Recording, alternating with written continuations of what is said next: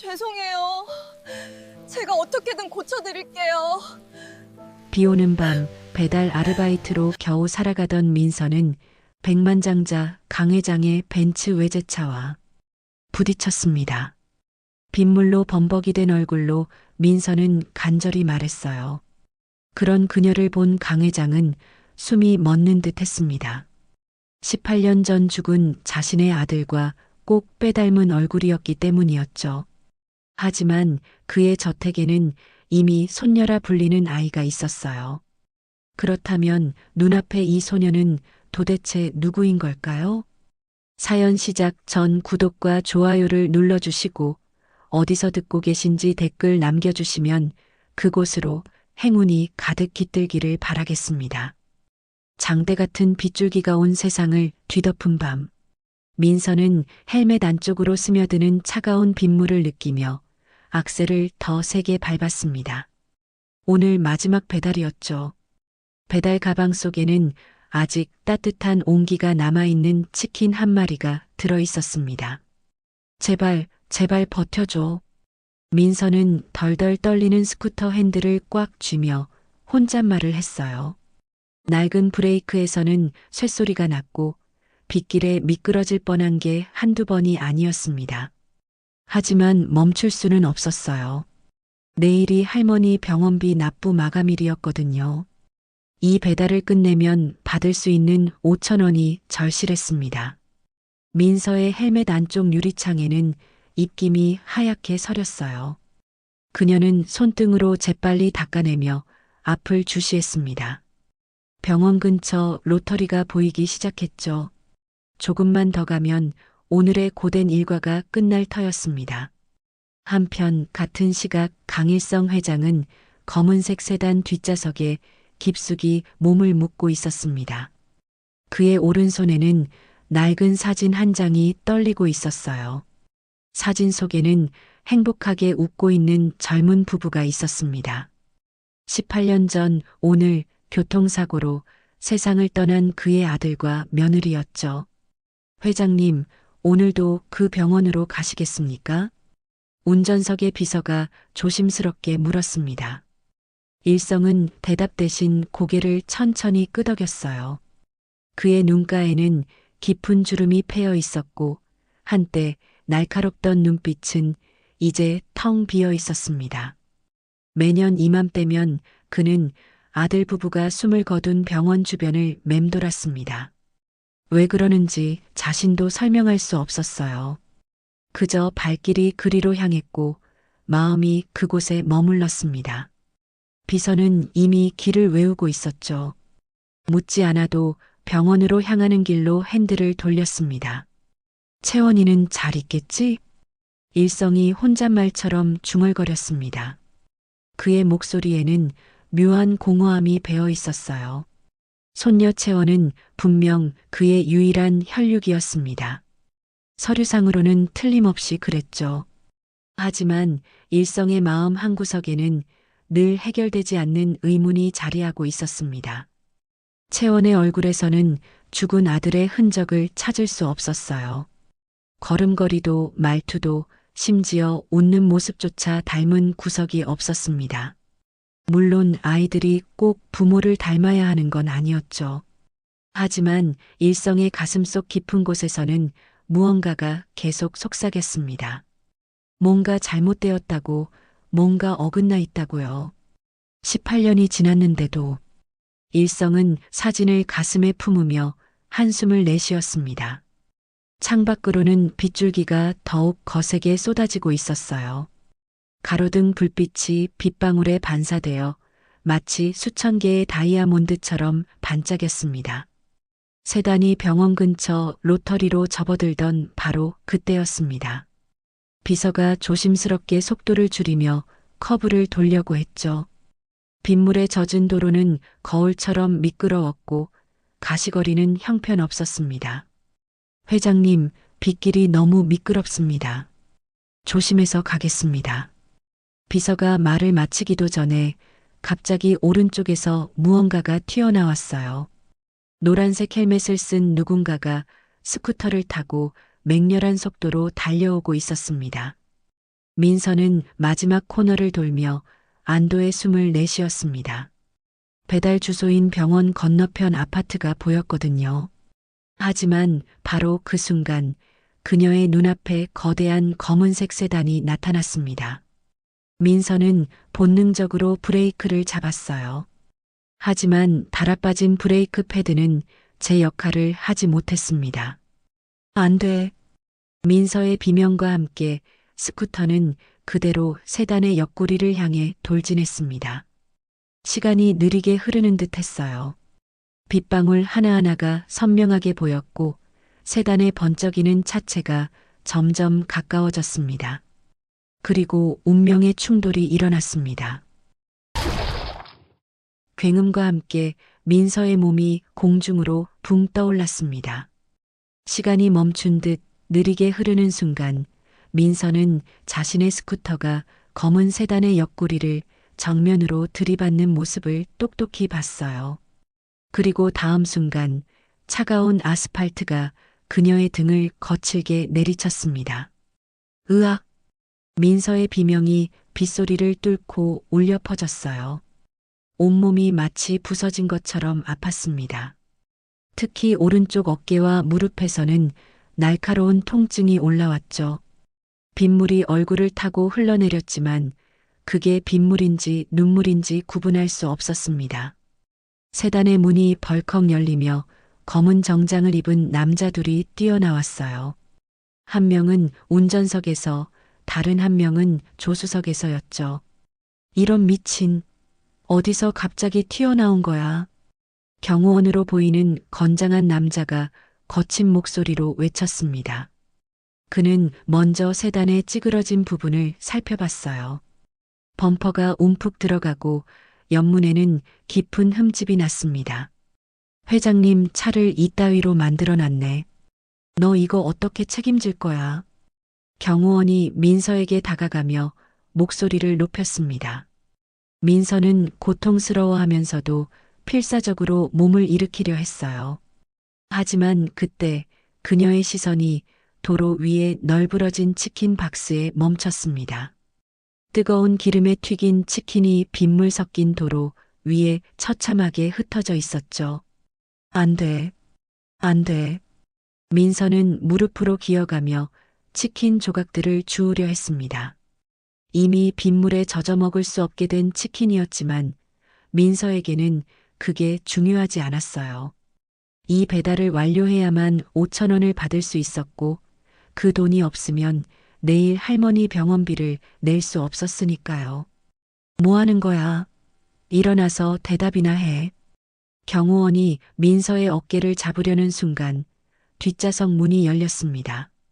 그리고 백발이 성성한 노인이 빗속으로 걸어 나왔어요.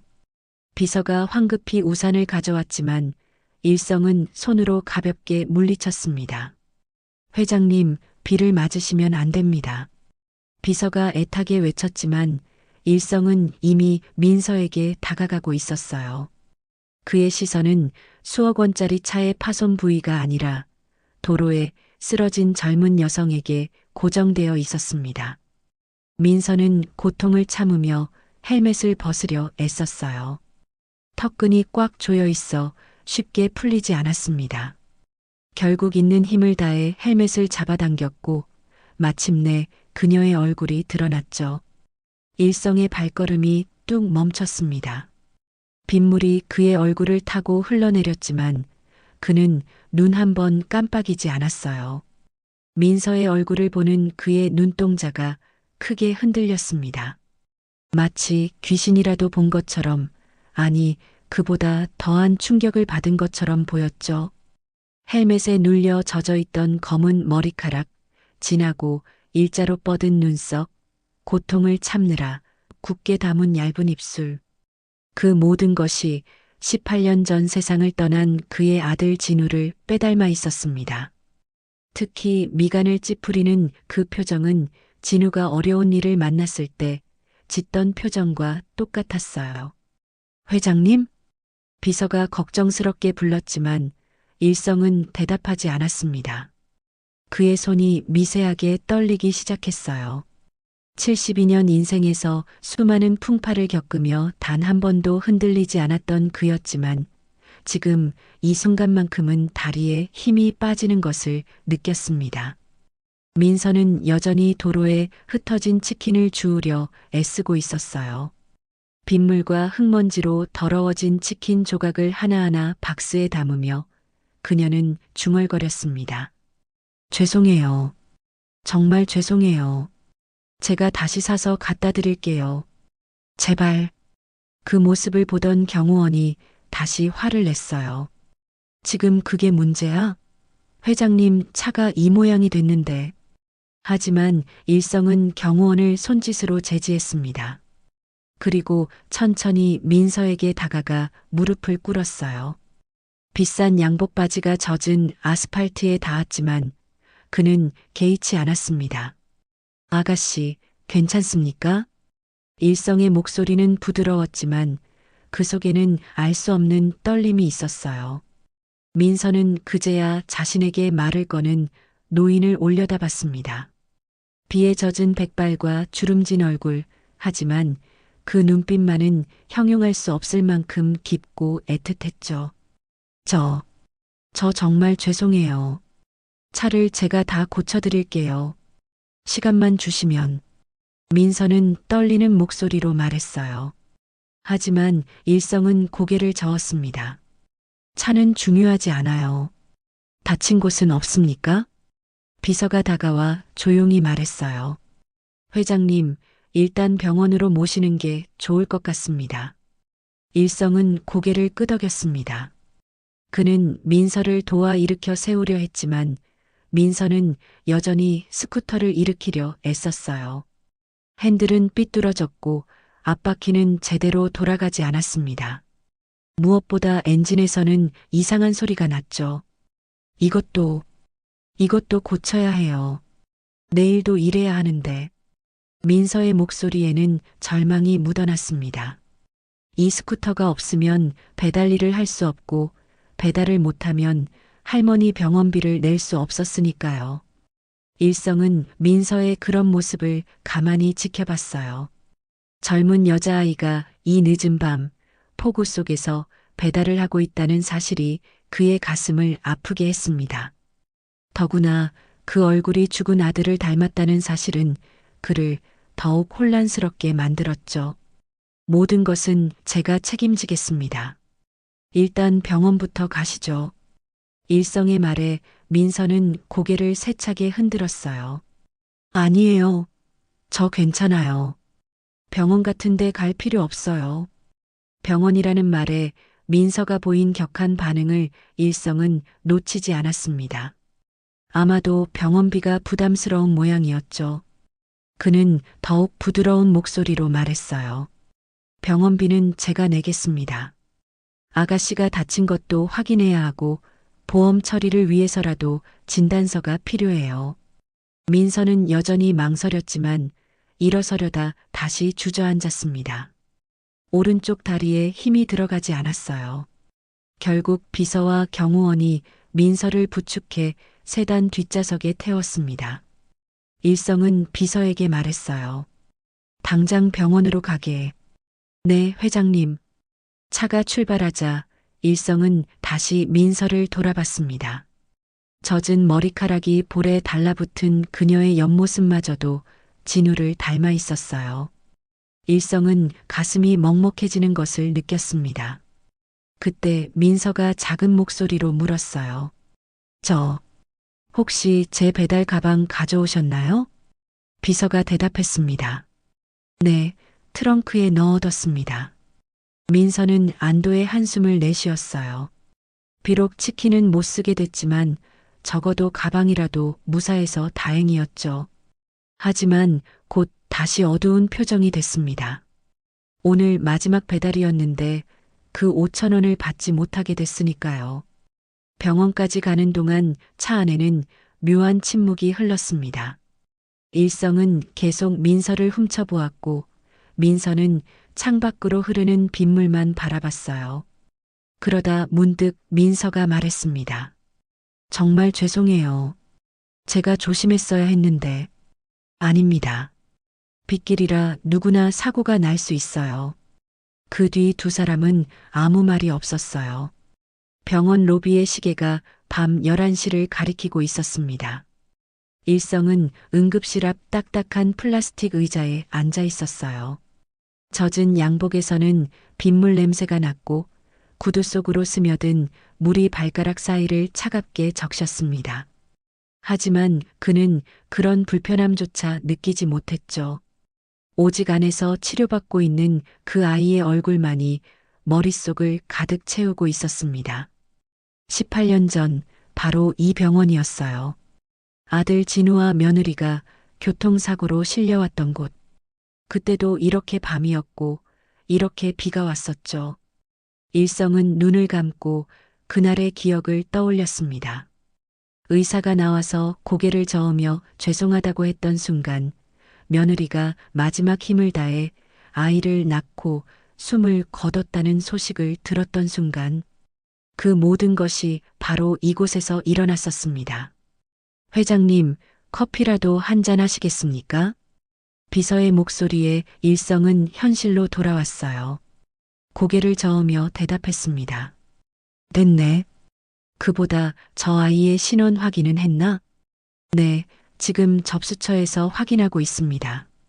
비서가 자리를 뜬 사이 일성은 다시 생각에 잠겼어요. 그 아이의 얼굴이 자꾸만 눈앞에 아른거렸습니다.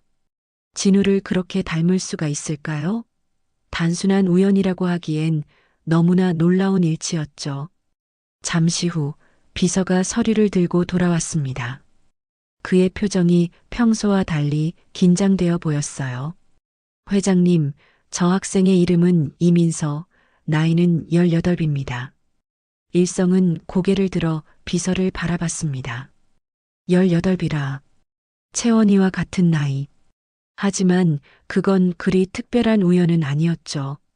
같은 나이의 아이들이야 얼마든지 있을 테니까요.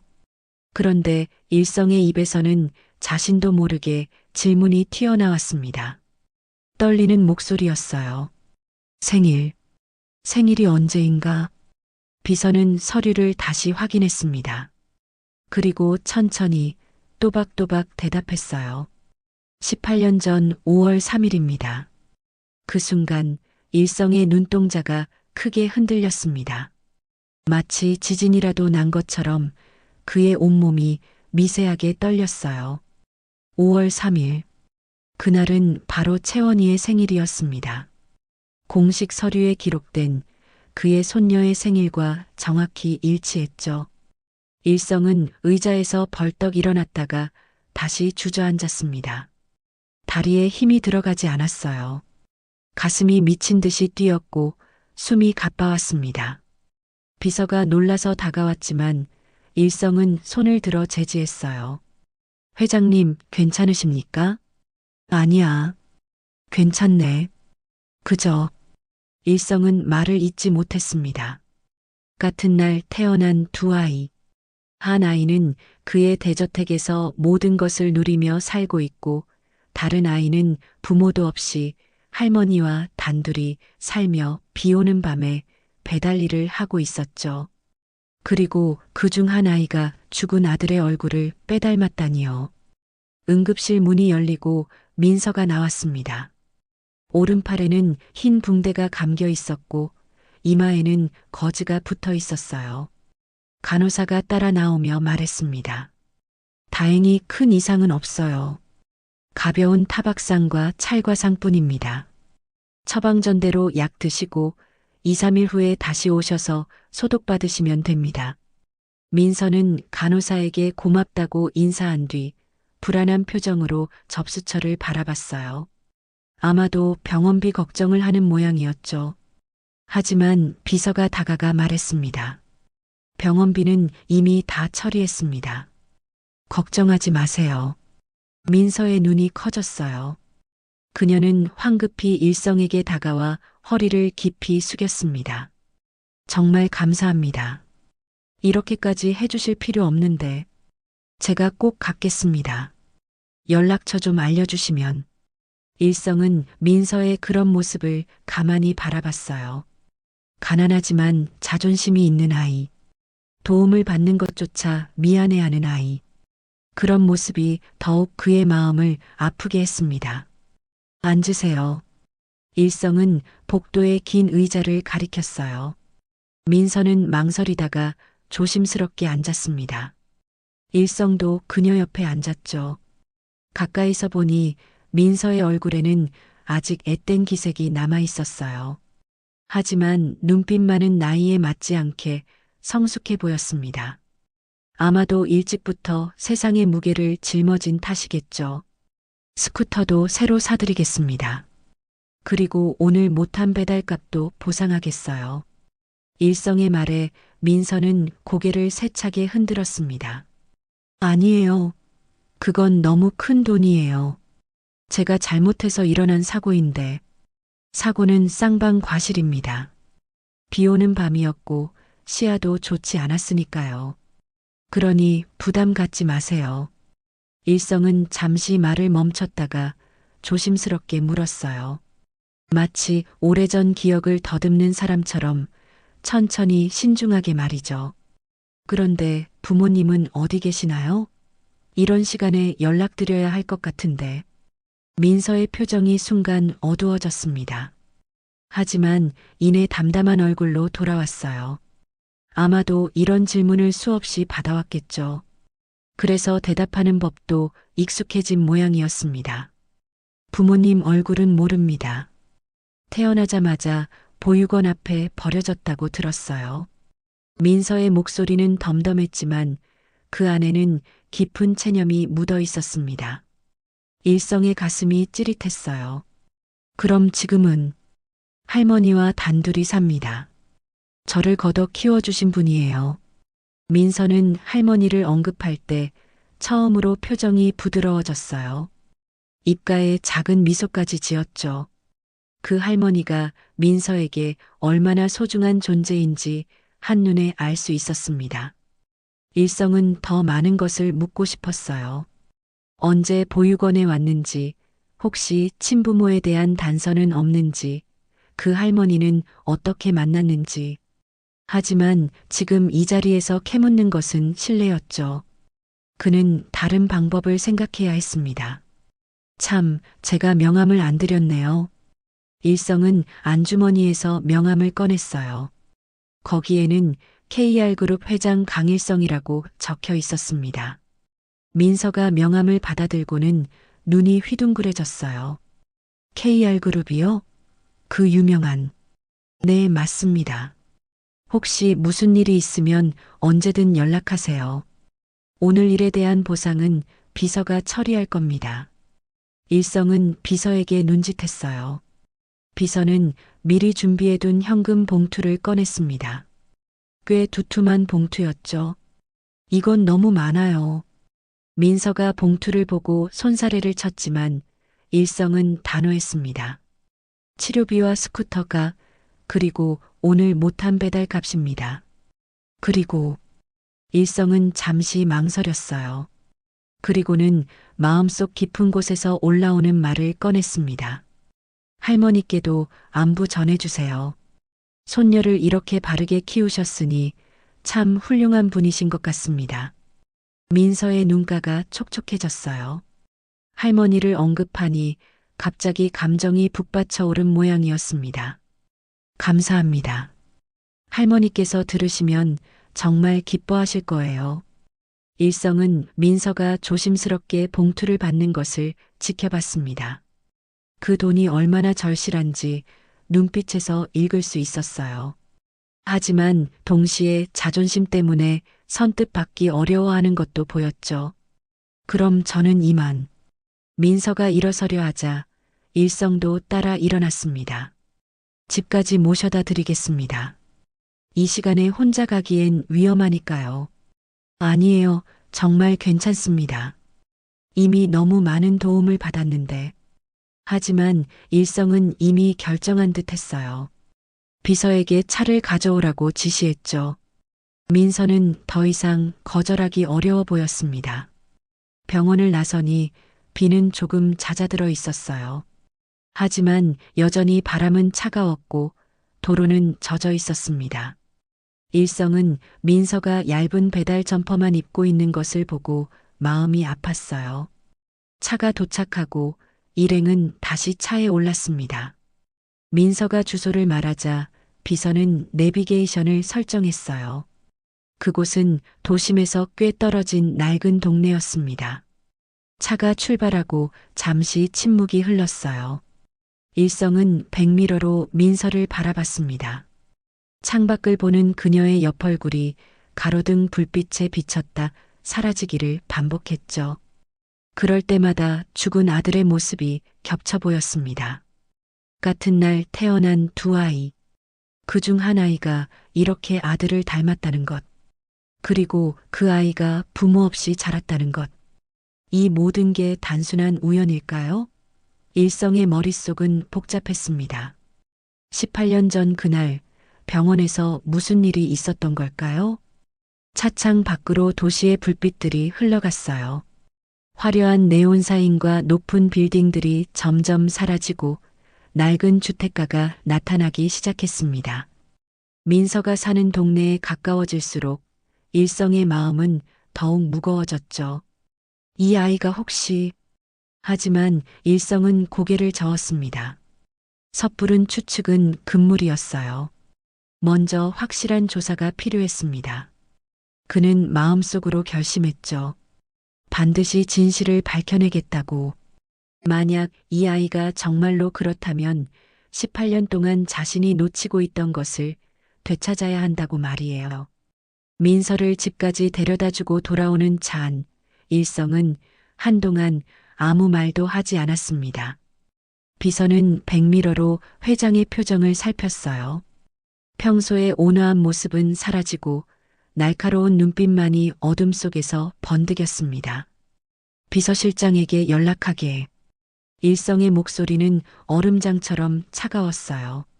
비서는 즉시 전화를 걸었습니다.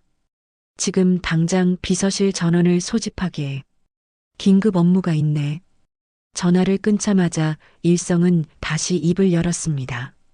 그의 목소리에는 단호함과 급박함이 묻어났어요. 18년 전 5월 3일 그 병원의 모든 신생아 출생 기록을 찾아내게. 그리고 이민서라는 아이의 보육원 입소 기록. 그 아이가 언제 어떻게 그곳에 왔는지 낱낱이 파헤치게. 비서는 메모를 하며 고개를 끄덕였습니다. 하지만 일성의 다음 말에 손이 멈췄어요. 그리고 내 집에 있는 강채원의 출생 기록까지 샅샅이 다시 조사하게. 비서의 눈이 커졌습니다. 채원 아가씨는 회장님의 유일한 손녀였어요. 그런데 왜 갑자기 그녀의 출생 기록을 다시 조사하라는 걸까요? 하지만 비서는 묻지 않았습니다. 회장님의 표정이 그 어떤 질문도 허락하지 않았으니까요. 저택에 도착한 일성은 곧장 서재로 향했습니다. 무거운 참나무 문을 닫고 그는 책상 서랍에서 낡은 사진첩을 꺼냈어요. 거기에는 아들 진우의 사진들이 가득했습니다. 갓난아기 때부터 20살이 넘어 결혼하기까지 진우의 모든 순간이 담겨 있었죠. 일성은 진우의 18살 때 사진을 유심히 들여다봤어요. 짙은 눈썹, 일자로 뻗은 콧날, 도톰하면서도 일자로 담은 입술. 오늘 만난 그 아이 이민서와 놀라울 정도로 닮아 있었습니다. 단순한 우연이라고 하기엔 너무나 흡사했어요. 정말 내가 맞니? 일성은 사진 속 아들에게 속삭였습니다. 18년 전 그날 밤 병원은 아수라장이었어요. 아들은 수술실에서 숨을 거뒀고 며느리는 아이를 낳자마자 세상을 떠났습니다. 그 혼란 속에서 갓 태어난 아이만이 유일한 희망이었죠. 간호사가 아이를 데려왔을 때 일성은 너무 슬픔에 빠져 있어서 아이의 얼굴도 제대로 보지 못했습니다. 그저 살아있다는 것만으로도 감사했고 그 아이가 채원이라는 것을 의심하지 않았어요. 하지만 시간이 흐르면서 일성은 알 수 없는 위화감을 느끼기 시작했습니다. 채원은 진우의 그 어떤 모습도 닮지 않았어요. 성격도 습관도 심지어 걸음걸이조차 달랐죠. 일성은 사진첩을 덮고 창가로 걸어갔습니다. 거실에서 시끄러운 음악 소리가 들려왔어요. 채원이 또 친구들을 불러 파티를 하는 모양이었죠. 일성은 한숨을 내쉬었습니다. 다음 날 아침 비서실은 발칵 뒤집혔습니다. 밤새 일한 직원들이 수북이 쌓인 서류들을 정리하고 있었어요. 비서실장이 일성의 집무실로 들어왔습니다. 그의 얼굴에는 피로가 가득했지만 손에는 두툼한 보고서가 들려 있었죠. 회장님, 일단 확인 가능한 자료는 모두 조사했습니다. 일성은 의자에 깊숙이 앉아 보고서를 받아들었어요. 첫 장을 넘기자마자 그의 눈빛이 날카로워졌습니다. 강채원 아가씨는 18년 전 5월 3일 그 병원에서 오전 3시 20분에 출생한 것으로 기록되어 있습니다. 출생 증명서, 신생아 기록, 모든 서류가 완벽합니다. 비서실장은 잠시 숨을 고른 뒤 계속했어요. 하지만 이민서 학생의 경우 병원 출생 기록은 전혀 찾을 수 없었습니다. 다만 보육원 입소 기록에 따르면 생후 약 일주일 된 아이가 보육원 앞에 버려진 것으로 되어 있습니다. 추정 생년월일을 5월 3일로 기록한 것도 보육원 측의 판단이었고요. 일성은 보고서를 내려놓고 손가락으로 관자놀이를 눌렀습니다. 공식 기록상으로는 아무런 문제가 없었어요. 채원이는 분명 그의 손녀였고 민서는 그저 버려진 아이였습니다. 하지만 왜 이렇게 마음이 불편한 걸까요? 단순한 우연의 일치인 듯합니다. 회장님. 비서실장의 말에 일성은 벌떡 일어났어요. 그리고는 보고서를 책상 위에 내던졌습니다. 우연? 같은 날 태어난 아이가 내 죽은 아들을 빼닮았는데 그게 우연이라고? 일성의 목소리가 높아졌어요. 비서실장은 당황한 표정으로 한 발 물러섰습니다. 하지만 회장님, 서류상으로는 서류가 다가 아니야. 내 직감이 18년간 느껴온 이 위화감이 뭔가 잘못됐다고 말하고 있네. 일성은 다시 의자에 앉으며 깊은 한숨을 내쉬었어요. 그는 알고 있었습니다. 감정적으로 행동하면 안 된다는 것을. 하지만 어제 본 그 아이의 얼굴이 자꾸만 눈앞에 아른거렸어요. 그날 밤 일성은 평소보다 일찍 저택으로 돌아왔습니다. 현관에 들어서자마자 그의 눈살이 찌푸려졌어요.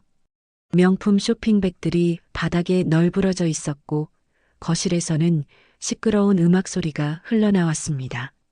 거실로 들어서니 채원이 친구들과 함께 샴페인을 마시며 웃고 있었어요. 테이블 위에는 비싼 음식들이 어지럽게 놓여 있었고 소파에는 더 많은 쇼핑백들이 쌓여 있었죠. 할아버지. 채원이 일성을 발견하고 다가왔어요. 그녀의 볼은 술 기운에 붉게 달아올라 있었습니다. 오셨어요? 친구들이랑 작은 파티 중이에요. 일성은 주변을 둘러봤습니다. 이게 작은 파티라니요. 아마 오늘 하루에만 수백만 원을 썼을 겁니다. 그런데 할아버지, 다음 주에 친구들이랑 유럽 가기로 했어요. 카드 한도 좀 올려주세요. 채원은 애교 섞인 목소리로 말했어요. 일성이 대답하기도 전에 그녀는 계속 떠들었습니다. 아, 그리고 제 생일 선물로 빨간색 스포츠카 사주시기로 하셨죠? 친구가 타고 온 거 봤는데 정말 멋있더라고요. 일성은 채원을 물끄러미 바라봤어요. 명품으로 치장한 그녀의 모습에서 진우의 흔적을 찾을 수 없었습니다. 진우는 검소했고 며느리는 따뜻했어요. 그런데 이 아이는 왜 이렇게 다를까요? 할아버지. 채원이 대답을 재촉했어요. 일성은 고개를 저으며 서재로 향했습니다. 나중에 얘기하자. 서재 문을 닫고 일성은 무거운 마음으로 의자에 앉았어요. 책상 위에는 오늘 조사한 보고서가 놓여 있었습니다. 그는 다시 한번 민서의 기록을 살펴봤어요. 같은 시각 민서는 좁은 옥탑방으로 올라가는 가파른 계단을 천천히 오르고 있었습니다. 팔의 붕대 때문에 한 손으로만 난간을 잡아야 했어요. 문을 열고 들어가니 할머니가 부엌에서 늦은 저녁을 준비하고 있었습니다. 민서야, 왔니? 팔은 좀 어떠니? 할머니의 따뜻한 목소리에 민서는 미소를 지었어요. 네, 할머니. 많이 좋아졌어요. 민서는 가방에서 일성이 준 봉투를 꺼냈습니다. 그리고는 그 돈을 할머니의 병원비 통장 사이에 끼워 넣었어요. 하지만 통장의 잔액을 확인하니 여전히 한숨이 나왔습니다. 할머니의 수술비까지는 아직도 많이 부족했거든요. 민서야, 저녁 먹자. 할머니가 부르는 소리에 민서는 통장을 닫았어요. 작은 밥상에는 김치와 계란 프라이, 그리고 어묵국이 놓여 있었습니다. 소박한 밥상이었지만 민서에게는 세상 어떤 진수성찬보다 귀했죠. 할머니도 많이 드세요. 민서는 계란 프라이를 할머니 쪽으로 밀었어요. 할머니는 고개를 저으며 다시 민서에게 밀어줬습니다. 너 다쳐서 왔잖아. 많이 먹어야 빨리 낫지. 식사를 마친 후 민서는 핸드폰을 꺼내 배달 앱을 열었어요. 스쿠터가 망가져서 당분간 배달은 못하지만 다른 아르바이트를 찾아야 했습니다. 새벽 시장에서 하는 상하차 아르바이트가 눈에 들어왔어요. 힘든 일이지만 시급이 높았죠. 민서는 망설임 없이 지원했습니다. 할머니의 수술이 얼마 남지 않았어요. 무슨 일이든 해서 돈을 모아야 했습니다. 그날 아침 민서는 새벽 4시에 일어나 시장으로 향했어요. 붕대를 감은 팔이 욱신거렸지만 그녀는 이를 악물고 무거운 상자들을 날랐습니다. 같은 시각 채원은 킹사이즈 침대에서 곤히 잠들어 있었죠. 두 소녀의 삶은 그렇게 극명하게 대비되고 있었습니다. 한편 강 회장의 집무실에는 벌써 불이 켜져 있었습니다.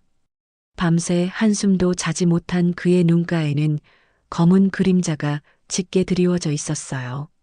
책상 위에는 비서실이 작성한 두툼한 조사 보고서가 놓여 있었지만 그 안에서 원하는 답을 찾을 수 없었습니다.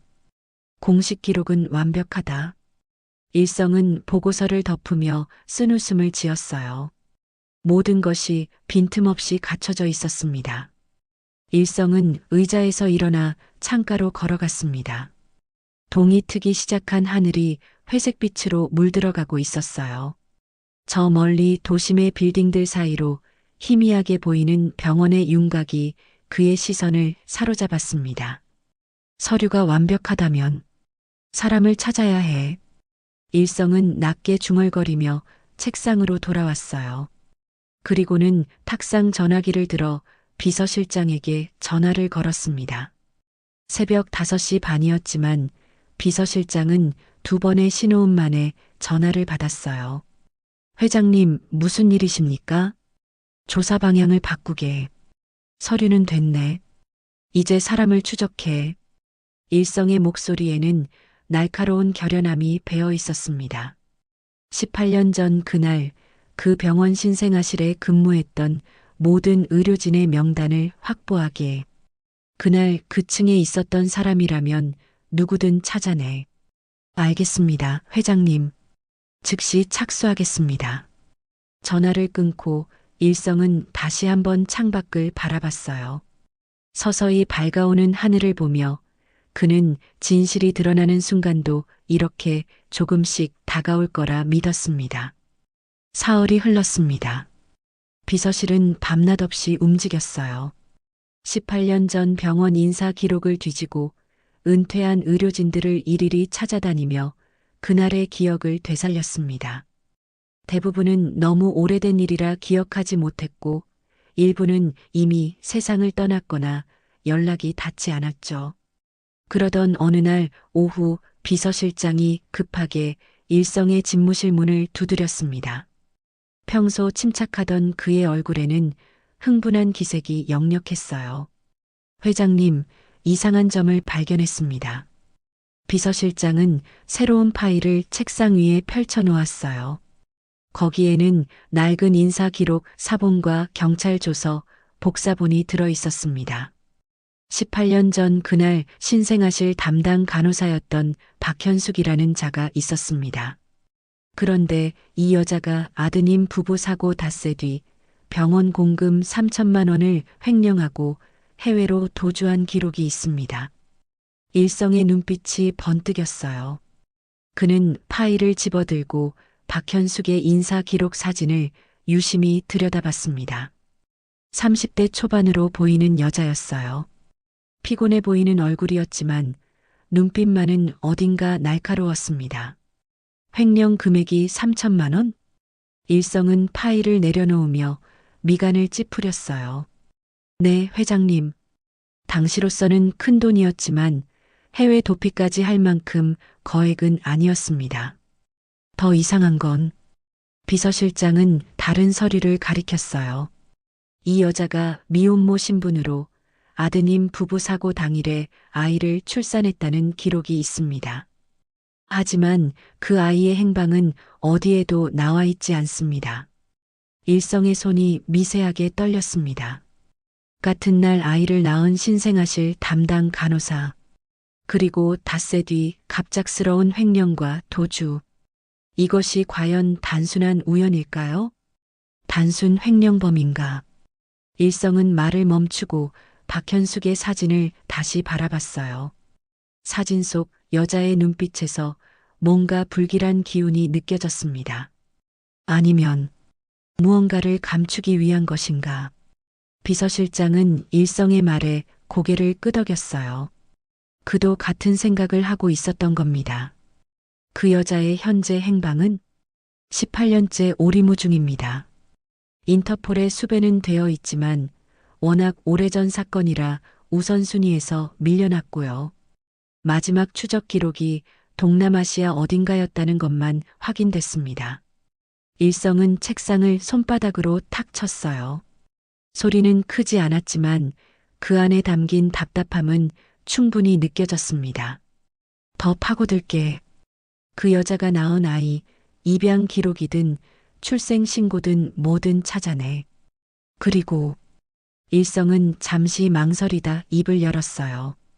채원이의 혈액형, 발 크기, 태어났을 때의 몸무게까지 다시 확인하게.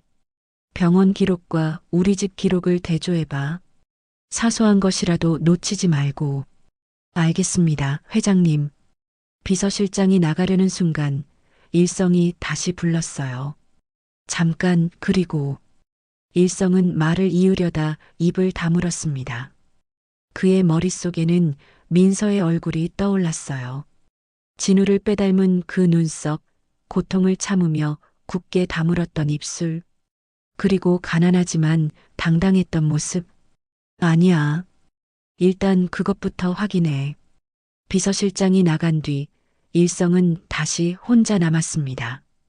만약 박현숙이 정말 아이들을 바꿔치기 했다면 그 증거는 공식 서류가 아니라 다른 곳에 있을 겁니다. 사람의 기억이나 물건이나 아니면 할머니. 일성은 불현듯 민서가 말했던 것을 떠올렸어요. 자신을 걷어 키워준 할머니.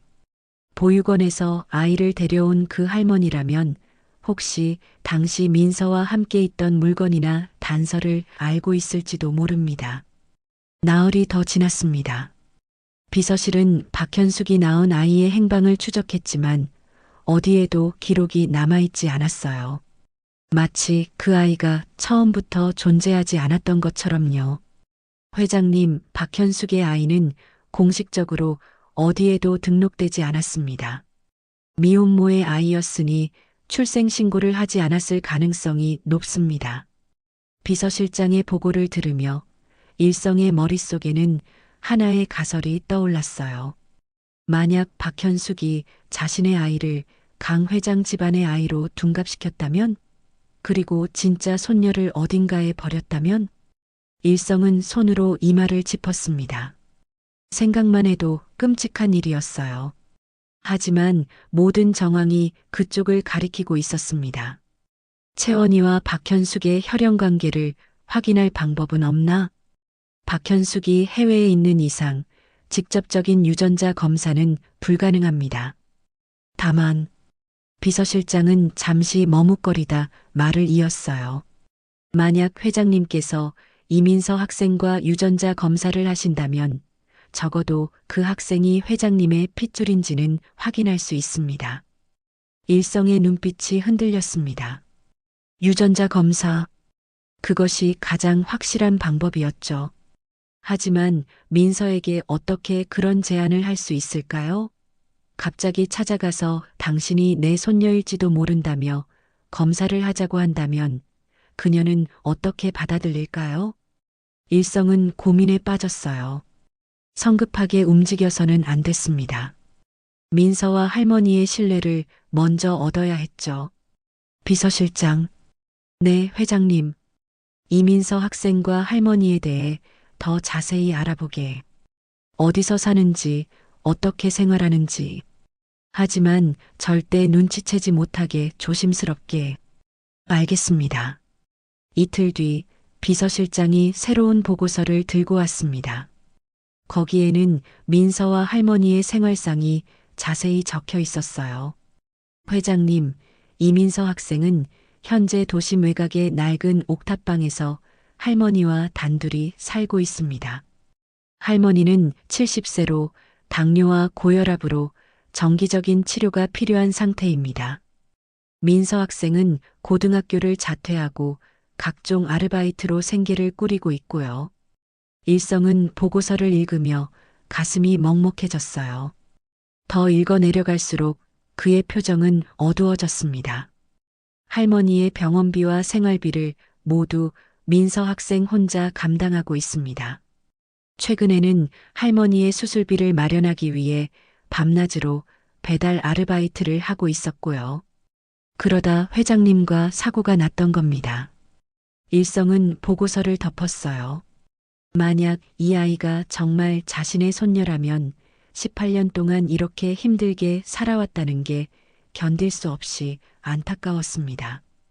일성은 자리에서 일어나 창가로 걸어갔어요. 석양이 도시를 붉게 물들이고 있었습니다. 그는 오랫동안 창밖을 바라보며 생각했어요. 어떻게 접근해야 할까? 어떻게 하면 민서와 할머니를 놀라게 하지 않으면서도 진실에 다가갈 수 있을까? 일성은 비서를 불렀어요. 민서 학생에게 연락하게. 내가 할머니께 꼭 감사 인사를 드리고 싶다고 전해.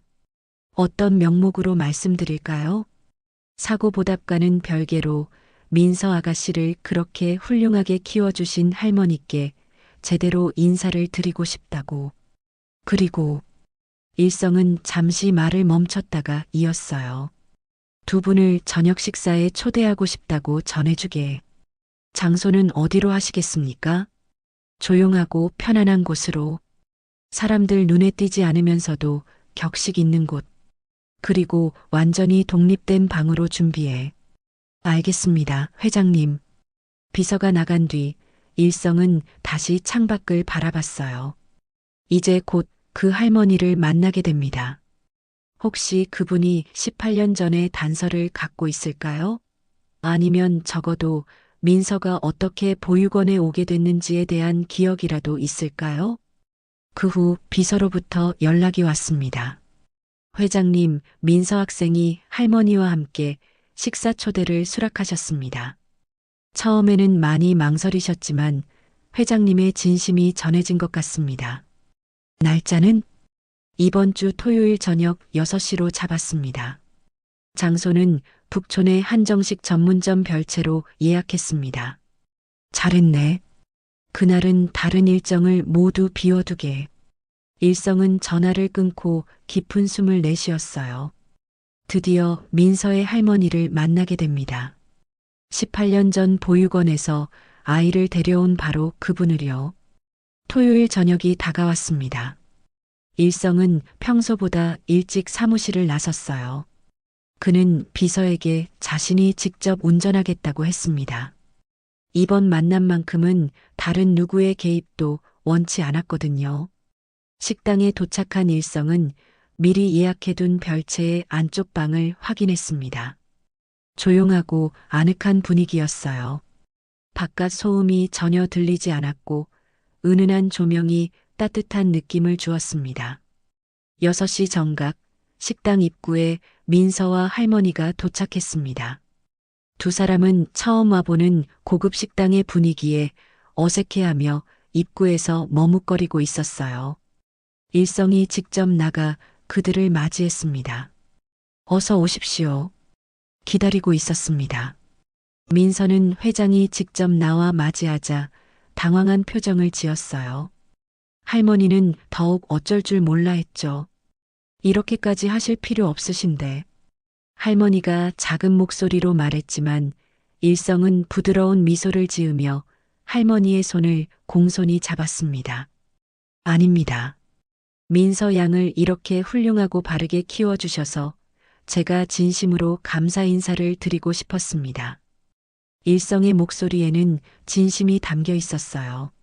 할머니는 그 따뜻한 말에 눈시울이 붉어졌습니다. 이리 오십시오. 제가 정성스럽게 준비한 자리입니다. 일성은 두 사람을 별채의 안쪽 방으로 안내했어요. 방문이 닫히고 세 사람만의 조용한 시간이 시작됐습니다. 정성스럽게 차려진 상 위로 계절의 맛을 담은 요리들이 하나둘 올라오기 시작했어요. 일성은 민서와 할머니가 편안해질 때까지 기다렸습니다. 식사가 시작되었고 세 사람 사이에는 조심스러운 대화가 오갔습니다. 일성은 할머니와 민서의 이야기에 귀를 기울였어요. 그들의 삶, 그들의 고생, 그들의 사랑에 대해 듣고 싶었습니다. 그리고 적절한 순간이 오면 18년 전 그날에 대해 물어볼 작정이었습니다. 최고급 한정식 식당의 가장 조용한 방에서 세 사람의 운명이 얽히기 시작했습니다.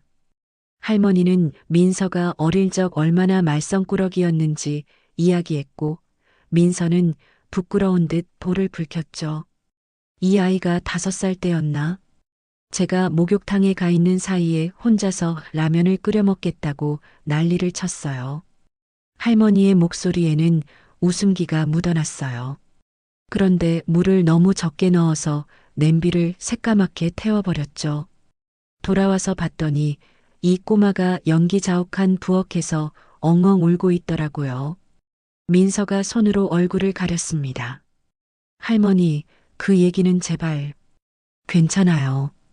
그런데 그날 이 아이가 뭐라고 했는지 아세요? 미안하다는 말보다 먼저 할머니, 배고파요라고 하더라고요. 할머니는 말하며 웃었지만 그 눈가에는 촉촉한 기운이 맴돌았어요. 어린 손녀를 키우며 겪었을 힘겨운 나날들이 그 짧은 일화 속에 고스란히 담겨 있었습니다. 일성은 그 이야기를 들으며 목이 메는 걸 느꼈어요.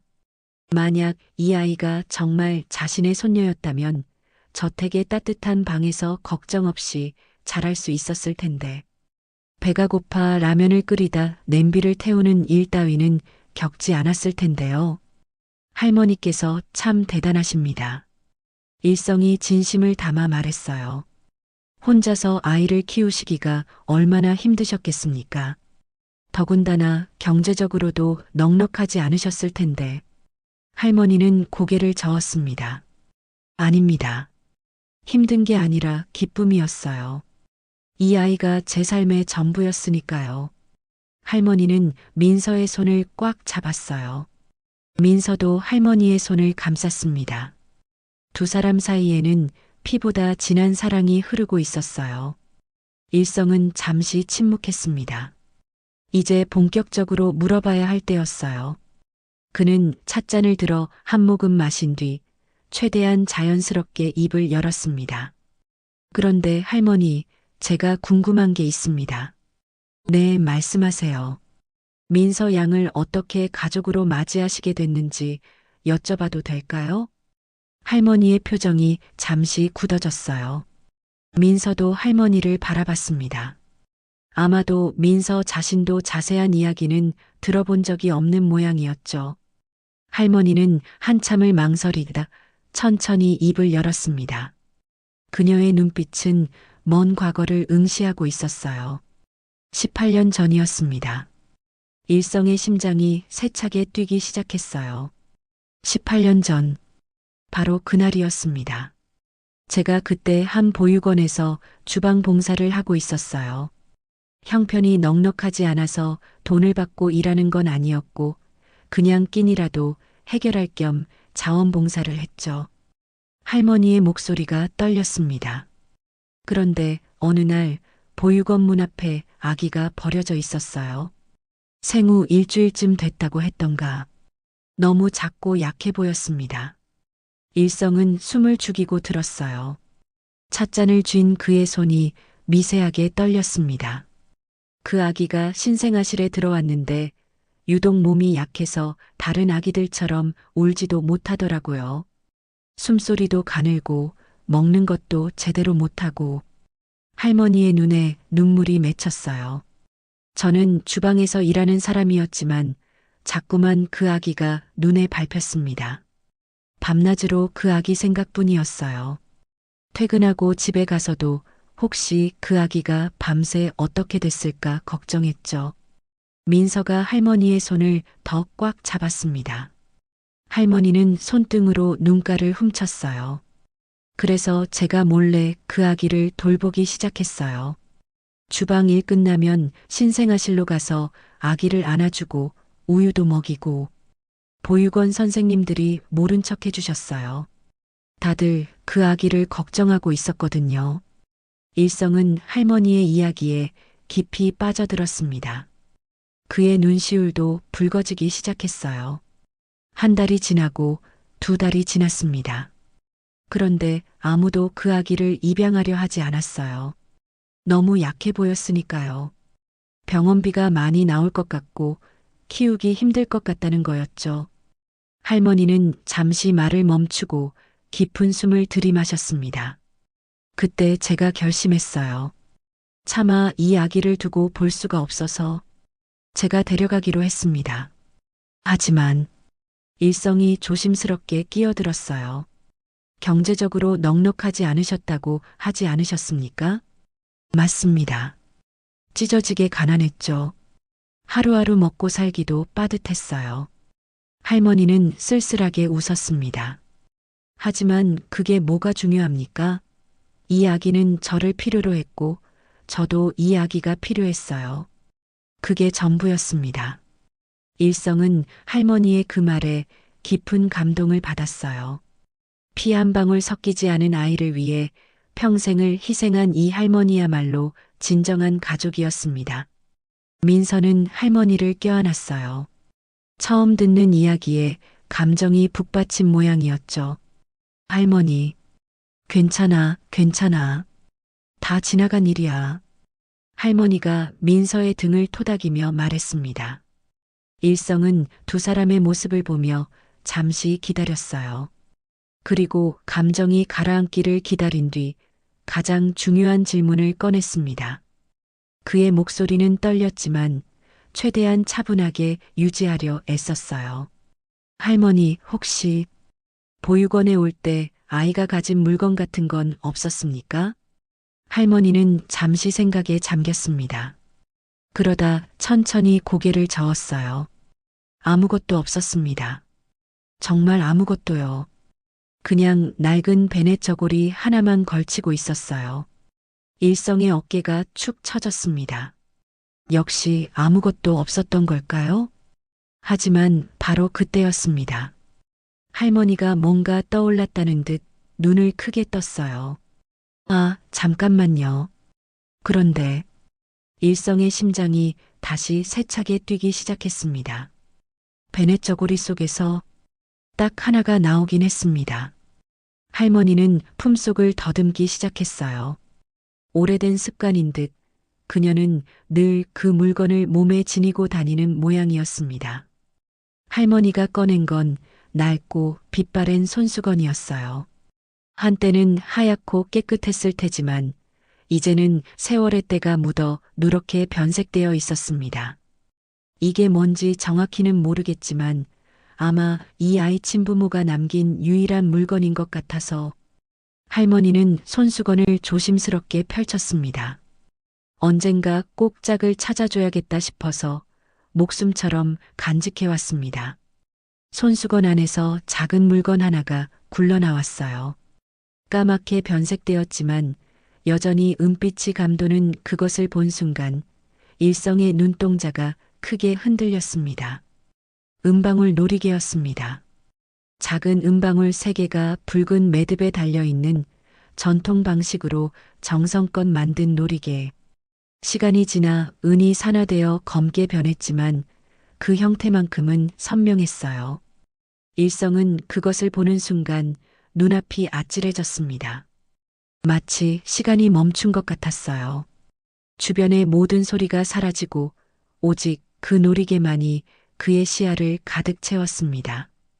18년 전 며느리가 임신 소식을 알았을 때의 일이 생생하게 떠올랐어요. 며느리는 태교가 중요하다며 아들과 함께 서울 곳곳의 공방을 찾아다녔습니다. 그리고 마침내 인사동의 한 작은 공방에서 이 은방울 놀이개를 맞춤 제작했죠. 아버님, 이거 보세요. 세상에 단 하나뿐인 놀이개래요. 아기가 태어나면 베넷 저고리에 꼭 달아줄 거예요. 며느리의 행복한 목소리가 귓가에 생생하게 들리는 듯 했습니다. 그때 며느리는 얼마나 기뻐했던가요? 아들과 함께 손을 잡고 놀이개를 보며 웃던 그 모습이 눈에 선했어요. 회장님? 민서의 목소리에 일성은 정신을 차렸습니다. 그는 자신도 모르게 손을 뻗어 놀이개를 집어들었어요. 떨리는 손으로 놀이개를 만지작거렸습니다. 이게 일성의 목소리는 갈라져 있었어요. 이게 대체 어디서? 할머니는 회장의 이상한 반응에 당황했습니다. 회장님, 혹시 이걸 아십니까? 일성은 대답 대신 놀이개를 가슴에 꽉 쥐었어요. 그의 눈에서 눈물이 주르르 흘러내렸습니다. 72년 인생에서 남들 앞에서 눈물을 보인 적이 거의 없었던 그였지만 지금은 참을 수가 없었어요. 회장님? 민서가 놀라서 일어섰습니다. 하지만 일성은 손을 들어 괜찮다는 신용을 했어요. 죄송합니다. 일성은 손수건으로 눈가를 닦았습니다. 그리고는 떨리는 목소리로 말했어요. 이건 18년 전 제 며느리가 만든 겁니다. 방 안에 정적이 흘렀어요. 할머니와 민서는 무슨 말인지 이해하지 못한 채 일성을 바라봤습니다. 며느리는 아이를 임신했을 때 태교를 위해 아들과 함께 이 놀이개를 직접 제작했어요. 세상에 단 하나뿐인 그 아이만을 위한 선물이었죠. 일성은 놀이개를 테이블 위에 조심스럽게 내려놓았습니다. 민서의 얼굴이 하얗게 질렸어요. 할머니도 입을 떡 벌린 채 일성과 놀이개를 번갈아 봤습니다. 그런데 그 며느리와 아들은 일성은 말을 잇지 못하고 목이 메었습니다. 18년 전 5월 3일 교통사고로 세상을 떠났습니다. 할머니의 손이 떨렸습니다. 그녀는 민서를 바라봤어요. 민서도 할머니를 바라봤습니다. 두 사람 모두 무슨 말을 해야 할지 몰랐어요. 일성은 주머니에서 지갑을 꺼냈습니다. 그리고 지갑 속 깊숙이 간직해둔 작은 사진 한 장을 꺼냈어요. 바래고 낡았지만 소중하게 보관한 흔적이 역력한 사진이었습니다. 이게 제 아들과 며느리입니다. 사진 속에는 행복하게 웃고 있는 젊은 부부가 있었어요. 그리고 며느리의 손에는 바로 그 은방울 놀이개가 들려 있었습니다. 할머니는 사진을 보더니 입을 막았습니다. 민서는 눈을 크게 뜨고 사진 속 남자를 바라봤어요. 그 남자는 민서와 놀라울 정도로 닮아 있었습니다. 이건 민서의 목소리가 떨렸습니다. 그는 민서를 똑바로 바라봤어요. 눈물로 흐려진 시야 속에서도 민서의 얼굴이 선명하게 보였습니다. 죽은 아들을 빼닮은 그 얼굴이요. 일성은 떨리는 목소리로 입을 열었어요. 제가 한 가지 제안을 드려도 되겠습니까? 네, 말씀하세요. 할머니가 조심스럽게 대답했습니다. 일성은 잠시 망설이다 결심한 듯 고개를 들었어요. 그의 눈빛에는 간절함이 가득했습니다. 유전자 검사를 해보면 어떻겠습니까? 방 안에 정적이 흘렀어요. 민서는 눈을 크게 뜨고 일성을 바라봤고 할머니는 입을 떡 벌린 채 얼어붙었습니다. 유전자 검사요? 민서가 떨리는 목소리로 되물었어요. 네. 이 놀이개가 제 며느리가 만든 것이 확실하다면, 그리고 민서 양이 보육원에 버려진 날짜가 18년 전 5월 초라면, 일성은 말을 잇지 못하고 목이 메었습니다. 혹시 모를 일입니다. 하지만 확실하게 알아야 합니다. 제발 저의 부탁을 들어주십시오. 민서는 할머니를 바라봤어요. 할머니도 민서를 바라봤습니다. 두 사람 모두 무슨 말을 해야 할지 몰랐죠. 할머니가 먼저 입을 열었습니다. 회장님, 정말 이 아이가 회장님의 손녀일지도 모른다고 생각하시는 겁니까? 저도 확신할 수는 없습니다. 하지만 일성은 놀이개를 가리켰어요. 이것만은 확실합니다. 이건 제 며느리가 직접 만든 세상에 단 하나뿐인 물건입니다. 민서는 자신의 손을 내려다봤습니다. 그러다 조용히 고개를 들었어요. 좋습니다. 검사하겠습니다. 민서야. 할머니가 놀라서 민서를 붙잡았지만 민서는 고개를 저었습니다. 할머니, 만약 정말 제 친부모님을 찾을 수 있다면 알고 싶어요. 제가 어디서 왔는지, 누구의 아이인지. 민서의 눈에는 눈물이 맺혀 있었어요. 그녀도 평생 궁금했던 겁니다. 자신을 버린 부모가 누구인지, 왜 버려졌는지요. 일성은 민서의 손을 꽉 잡았습니다. 고맙네. 정말 고마워. 식사는 그렇게 끝이 났어요. 일성은 비서에게 연락해 유전자 검사 키트를 준비하라고 지시했습니다. 그리고 민서와 할머니를 집까지 직접 모셔다 드렸죠. 차 안에서 일성은 백미러로 뒷좌석의 민서를 바라봤어요. 민서는 창밖을 보고 있었지만 그 표정에는 불안과 기대가 뒤섞여 있었습니다. 민서의 집 앞에 도착했을 때 일성이 말했습니다. 검사 결과가 나오면 바로 연락드리겠습니다. 감사합니다, 회장님. 민서와 할머니가 내린 뒤 차는 다시 출발했어요. 일성은 조수석에 놓인 놀이개를 집어들었습니다. 18년 만에 다시 손에 쥔 며느리의 유품. 그것이 손녀를 찾아줄 열쇠가 될지도 모른다는 생각에 그의 가슴이 두근거렸어요. 저택에 도착하자마자 일성은 곧장 서재로 향했습니다. 그리고 깊숙한 서랍 안에서 오래된 상자 하나를 꺼냈어요. 먼지가 수북이 쌓인 상자를 열자 안에는 며느리의 물건들이 고스란히 보관되어 있었습니다. 일성은 그 중에서 작은 봉투 하나를 꺼냈어요. 봉투 안에는 놀이개 제작 보증서와 디자인 도안이 들어 있었습니다. 18년 전 며느리가 공방에서 받은 그대로였죠. 일성은 도안을 펼쳐 할머니에게서 받은 놀이개와 대조했습니다. 은방울의 크기, 매듭의 형태, 세세한 무늬까지 모든 것이 완벽하게 일치했어요. 틀림없어. 이게 바로 그거야. 일성은 놀이개를 가슴에 꽉 쥐었습니다. 드디어 확실한 물증을 찾았어요. 이제 남은 건 유전자 검사뿐이었습니다. 다음 날 아침, 일성은 집무실에 앉자마자 비서실장을 불렀습니다. 밤새 한숨도 자지 못한 그의 얼굴에는 피로가 역력했지만 눈빛만은 번뜩였어요. 비서실장. 네, 회장님. 박현숙에 대한 조사를 다시 시작하게. 이번엔 더 깊이, 더 철저하게. 18년 전 그날 병원에서 무슨 일이 있었는지, 그 여자가 정확히 무엇을 했는지 낱낱이 밝혀내. 비서실장은 회장의 단호한 목소리에 긴장했습니다. 어디까지 조사하면 되겠습니까? 제한 없네. 돈도 시간도 인력도 필요한 건 다 쓰게. 하지만 일주일 안에 결과를 가져와. 알겠습니다. 비서실장이 나간 뒤 일성은 창밖을 바라봤어요.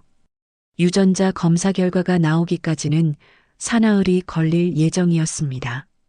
그 전까지 박현숙에 대한 모든 것을 파헤쳐야 했어요. 비서실은 다시 한번 총동원됐습니다. 이번에는 18년 전 그 병원에서 일했던 모든 사람을 찾아 직접 인터뷰했어요. 은퇴한 의사, 간호사, 심지어 당시 청소부까지 모두 만났습니다. 어느 날 오후 비서실장이 급하게 일성의 집무실로 달려왔습니다.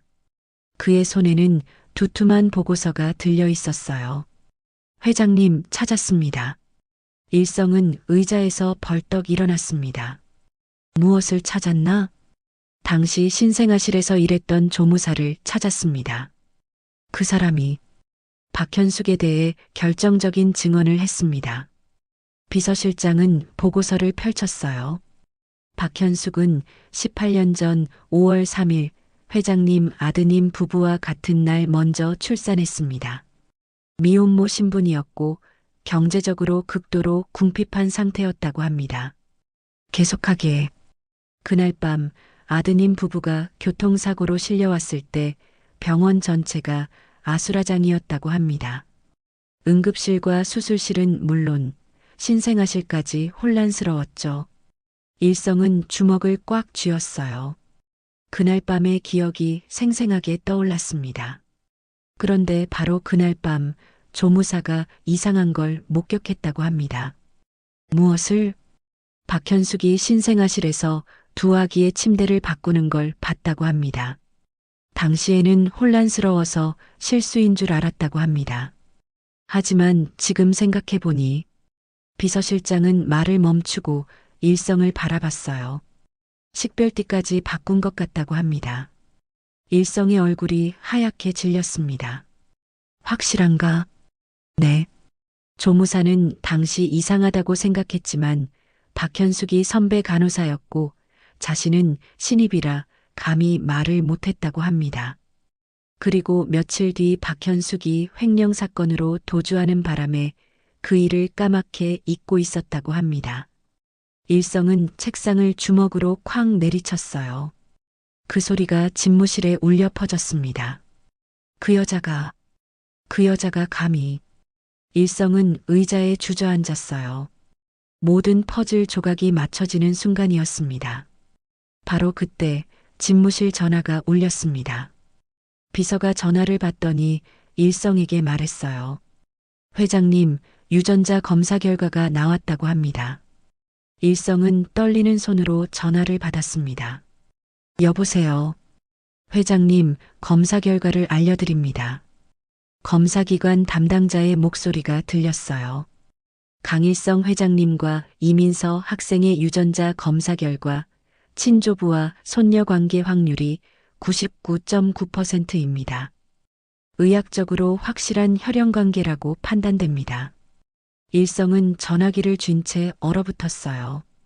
18년간 의심했던 것이 사실로 드러난 순간이었습니다. 감사합니다. 일성은 전화를 끊고 비서실장을 바라봤어요. 민서 양에게 연락하게. 오늘 저녁 집무실로 부르게. 그날 저녁 7시 민서가 집무실에 도착했습니다. 그녀는 불안한 표정으로 문을 열고 들어왔어요.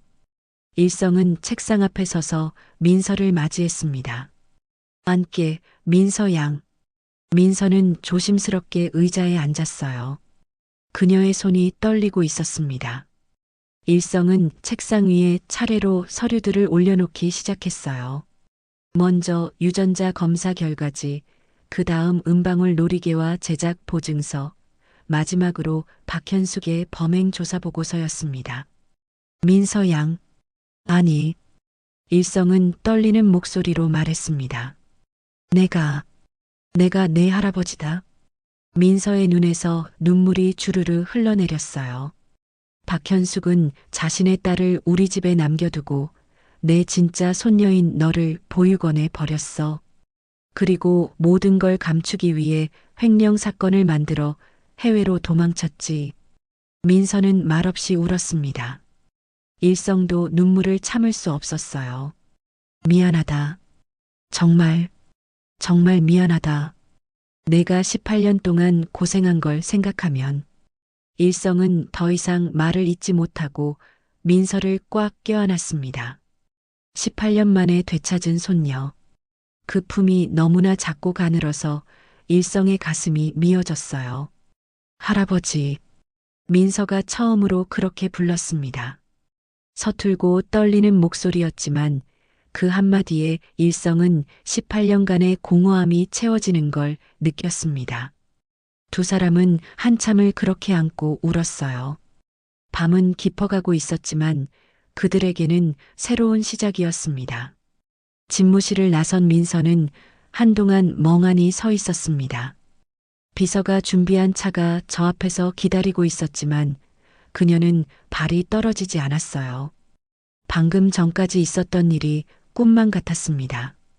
자신에게 진짜 할아버지가 있다는 것, 친부모가 있었다는 것, 그들이 자신을 사랑했다는 것, 모든 게 너무 갑작스럽고 믿기지 않았어요. 민서야. 뒤에서 일성의 목소리가 들렸습니다.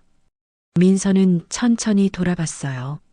일성은 여전히 눈가가 붉었지만 얼굴에는 부드러운 미소가 걸려 있었습니다. 집에 가서 할머니께 말씀드려라. 내일 다시 만나자. 민서는 고개를 끄덕였어요. 그리고는 차를 타고 옥탑방으로 돌아갔습니다. 계단을 오르는 내내 민서는 어떻게 할머니께 말씀드려야 할지 고민했어요. 자신을 18년간 키워준 할머니.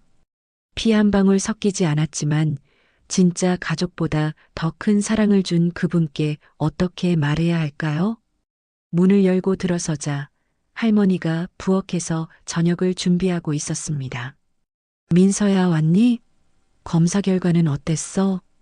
민서는 대답 대신 할머니를 꽉 껴안았어요. 그리고는 한참을 울었습니다. 할머니는 민서의 등을 토닥이며 기다려줬어요. 한참 뒤에야 민서는 떨리는 목소리로 모든 것을 설명했습니다. 할머니는 민서의 이야기를 들으며 조용히 울었습니다. 기쁨의 눈물인지 슬픔의 눈물인지 알 수 없는 복잡한 눈물이었어요. 다행이다. 정말 다행이구나. 내가 드디어 진짜 가족을 찾았구나. 할머니의 목소리에는 안도가 묻어났습니다. 할머니, 하지만 제게는 할머니가. 알아, 너는 내 손녀야. 피가 안 섞였어도 넌 내 손녀고 나는 내 할머니야. 두 사람은 그날 밤 늦도록 이야기를 나눴습니다. 지난 18년의 추억을, 앞으로 펼쳐질 미래를요. 사흘 뒤 민서는 일성을 자신이 살던 옥탑방으로 초대했습니다. 일성은 비서의 만류에도 불구하고 혼자 그곳을 찾아갔어요. 낡은 건물의 가파른 시멘트 계단. 일성은 한 계단 한 계단 천천히 올라갔습니다. 페인트가 벗겨진 벽, 삐걱거리는 난간. 손녀가 18년간 오르내렸을 이 계단을 밟으며 일성의 가슴은 점점 무거워졌어요. 옥탑방 문 앞에 도착했을 때 민서가 문을 열고 나왔습니다. 할아버지, 오셨어요? 그래, 민서야. 일성은 민서가 할아버지라고 부르는 것에 아직도 익숙하지 않았지만 그 호칭이 들릴 때마다 가슴이 따뜻해졌어요. 좁지만 들어오세요. 문을 열고 들어선 일성은 그 자리에 멈춰 섰습니다. 방은 정말 좁았어요. 작은 부엌, 거실과 방이 구분되지 않은 공간, 낡은 가구들. 하지만 그 안은 깨끗하게 정돈되어 있었습니다. 일성의 시선이 벽 한쪽에 붙어 있는 상장들에 멈췄어요. 모범상, 개근상, 효행상. 민서가 학창 시절 받은 상들이었습니다. 비록 명문 학교는 아니었지만 민서는 최선을 다해 공부했던 거예요. 민서야, 이건 부끄럽죠? 별것도 아닌데. 민서가 머리를 극적였지만 일성은 고개를 저었습니다. 아니다. 정말 자랑스럽구나. 일성의 시선은 다시 찬장으로 옮겨갔어요. 거기에는 할머니의 약봉지들이 가득 쌓여 있었습니다. 당뇨약, 혈압약, 소화제. 할머니가 얼마나 아프신지 한눈에 알 수 있었죠. 할머니 약값이 많이 들었겠구나. 네. 하지만 괜찮아요. 제가 벌었으니까요. 민서는 태연하게 말했지만 일성은 그 뒤에 숨겨진 고생을 알 수 있었어요. 얼마나 많은 밤을 배달하며 보냈을까요? 얼마나 많은 눈물을 흘렸을까요? 할머니가 부엌에서 차를 내오셨습니다. 회장님, 변변찮은 곳에 와주셔서 감사합니다. 아닙니다. 제가 감사드려야죠. 18년간 우리 손녀를 이렇게 잘 키워주셔서요. 일성은 할머니의 손을 잡았어요. 거칠고 주름진 손이었습니다. 평생 고생한 흔적이 고스란히 남아있는 손이었죠. 할머니, 이제는 제가 모시겠습니다. 할머니와 민서, 두 분 다요. 할머니는 황급히 손을 저었습니다. 전 괜찮아요. 민서만 잘 보살펴 주세요. 아닙니다. 할머니는 우리 민서의 진짜 가족이십니다. 당연히 함께 가셔야죠. 일성의 단호한 목소리에 할머니는 눈물을 흘렸어요. 민서도 두 사람의 손을 꼭 잡았습니다. 그날 오후 일성은 민서를 데리고 저택으로 향했습니다. 민서는 차창 밖으로 스쳐 지나가는 거리를 보며 조용히 앉아 있었어요. 점점 화려해지는 거리, 높아지는 건물들. 민서가 살던 세계와는 완전히 다른 곳이었습니다.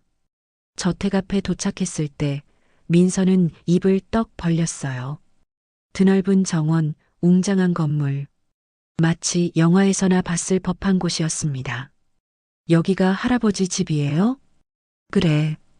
그리고 이제는 내 집이기도 하단다. 일성은 민서의 손을 잡고 현관으로 들어갔어요.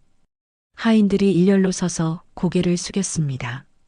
민서는 어색해하며 일성의 뒤를 따랐죠. 일성은 민서를 3층으로 데려갔습니다.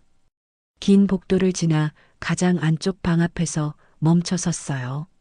민서야, 이 방은 18년간 아무도 들어가지 못하게 했던 곳이다. 일성은 열쇠를 꺼내 문을 열었습니다. 문이 열리자 오래된 공기가 흘러나왔어요. 하지만 방 안은 깨끗하게 관리되어 있었습니다. 민서는 조심스럽게 방 안으로 들어갔어요. 방 안에는 젊은 부부의 사진이 벽에 걸려 있었습니다. 행복하게 웃고 있는 두 사람. 민서는 그 사진 앞에서 발걸음을 멈췄어요. 저분들이, 그래, 내 아버지와 어머니시다. 민서는 사진 속 남자를 뚫어져라 바라봤습니다. 사람들이 자신과 닮았다고 했던 그 얼굴. 이제야 그 의미를 알 것 같았어요. 이 사람이 자신의 아버지였다니요. 아버지는 착한 사람이었어. 항상 남을 먼저 생각했지. 일성은 방 안을 천천히 둘러보며 말했어요. 어머니는 따뜻한 사람이었단다. 너를 얼마나 기다렸는지 몰라. 방 한쪽에는 태교를 위해 읽었던 책들이 꽂혀 있었어요. 육아책, 동화책, 음악 CD들. 모두 민서를 위해 준비했던 것들이었습니다. 그리고 구석에는 낡은 기타가 놓여 있었어요. 내 아버지가 쓰던 거란다. 기타를 정말 좋아했지. 너한테도 연주해주고 싶어 했어. 민서는 기타 앞에 무릎을 꿇고 앉았습니다. 그리고 조심스럽게 기타줄을 튕겨봤어요. 18년 만에 울린 소리는 조금 음이 틀렸지만 여전히 아름다웠습니다. 일성은 벽장을 열었어요. 그 안에는 하얀 베넷 저고리가 걸려 있었습니다. 며느리가 직접 만든 민서를 위한 베넷 저고리였죠. 여기 봐라. 일성이 베넷 저고리를 가리켰습니다. 한쪽 어깨 부분에 작은 고리가 달려 있었어요. 여기에 은방울 놀이개를 달 예정이었단다. 하지만 일성은 주머니에서 할머니에게 받은 놀이개를 꺼냈어요. 내가 태어나던 그날의 혼란 속에서 이것은 너와 함께 사라졌지. 18년 동안 이 자리는 비어 있었어. 일성은 놀이개를 베넷 저고리에 조심스럽게 달았습니다. 딸깍 작은 소리와 함께 놀이개가 제자리를 찾았어요. 마치 18년간 주인을 기다린 것처럼요. 민서는 그 모습을 보며 눈물을 참을 수 없었습니다. 부모님이 자신을 위해 준비했던 것들, 자신을 사랑했다는 증거들, 모든 게 너무 벅찼어요. 아빠, 엄마. 민서는 처음으로 그렇게 불렀습니다. 한 번도 불러본 적 없는 하지만 그리웠던 그 호칭을요. 사진 속 부모님은 여전히 따뜻하게 웃고 있었습니다. 일성은 민서의 어깨를 감싸 안았어요. 울어도 괜찮아. 참지 않아도 돼. 내가 흘리지 못했던 18년의 눈물을 다 흘려도 괜찮단다. 민서는 일성의 품에 안겨 한참을 울었습니다. 18년간 참아왔던 외로움, 궁금증, 그리움이 한꺼번에 쏟아져 나왔어요. 일성도 조용히 눈물을 흘렸습니다. 창밖으로 석양이 지고 있었습니다. 주황빛 햇살이 방 안으로 스며들어 두 사람을 따뜻하게 감쌌어요. 잃어버린 시간은 되돌릴 수 없었지만 적어도 지금부터는 함께할 수 있었습니다. 할아버지, 응? 저, 여기 자주 와도 돼요? 일성은 민서의 머리를 쓰다듬으며 부드럽게 웃었습니다. 자주가 아니라 아예 이사 오는 거야. 너와 할머니 모두. 이제는 이곳이 너희 집이란다. 민서는 고개를 끄덕였어요. 그리고 다시 부모님 사진을 바라봤습니다. 사진 속 두 사람은 딸을 바라보며 여전히 환하게 웃고 있었어요. 그날 저녁 일성과 민서는 오랫동안 그 방에 머물렀습니다. 18년간 멈춰있던 시간이 다시 흐르기 시작한 순간이었어요. 일주일 뒤 일성은 비서에게 지시했습니다. 채원을 저택 식당으로 부르게. 그리고 민서도 함께. 알겠습니다, 회장님. 비서는 일성의 단호한 표정을 보며 무슨 일이 벌어질지 짐작할 수 있었어요. 드디어 진실을 밝히는 날이 온 겁니다. 그날 저녁 6시 저택의 가족 식당에는 일성과 민서가 먼저 자리하고 있었습니다. 민서는 긴장한 표정으로 손을 꽉 쥐고 있었어요. 일성은 민서의 어깨를 가볍게 두드리며 말했습니다. 괜찮다. 내가 다 처리할 테니 걱정하지 마라. 잠시 후 식당 문이 열리며 채원이 들어왔습니다. 명품 가방을 든 그녀는 화려한 옷을 입고 있었어요. 하지만 할아버지 옆에 낯선 여자가 앉아 있는 걸 보자 표정이 굳어졌습니다. 할아버지, 무슨 일이세요? 채원은 민서를 힐끗 보며 노골적으로 불쾌한 표정을 지었어요. 잠깐, 저번에 우리 차 박은 애 아니에요? 채원의 목소리에는 비아냥이 섞여 있었습니다. 왜 저런 애가 여기 있는 거예요? 설마 할아버지가 또 불쌍해서 밥이라도 사주시는 건가요? 일성은 대답하지 않았어요. 그는 조용히 책상 서랍에서 서류들을 꺼내 테이블 위에 하나씩 올려놓기 시작했습니다. 채원은 서류들을 보며 점점 불안한 표정이 됐어요. 할아버지, 이게 대체 뭐예요? 앉아라. 일성의 목소리는 차갑고 단호했습니다. 채원은 본능적으로 그 무게를 느끼고 조심스럽게 자리에 앉았어요. 채원아. 일성은 채원을 똑바로 바라봤습니다. 오늘 내가 너한테 할 말은 평생 듣게 될 말 중 가장 충격적인 것일 거다. 할아버지, 무슨 조용히 듣거라.